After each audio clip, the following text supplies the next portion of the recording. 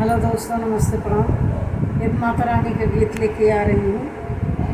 आप सबको जरूर पसंद आएगा। लाइक, सब्सक्राइब, शेयर, कमेंट प्लीज़ जरूर करिएगा। एक बेटा के ऊपर।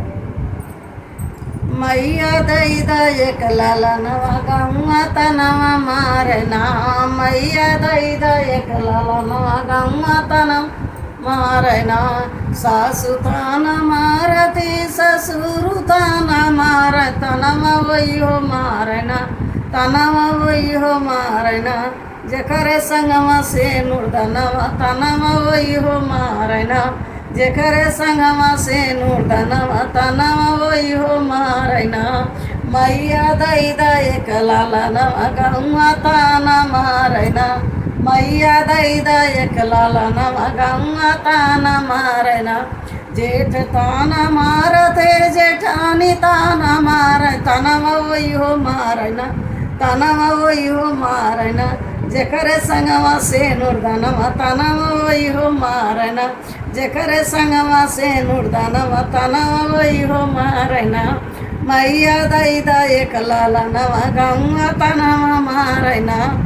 मैया दई दई एक लाला नवा गौआ तनवा मारना। देवर ताना मारते देवरानी ताना मार तनवा वही हो मारना। तनवा वही हो मारना। जकरे संगमा से नूरदनवा तनवा वही हो मारना।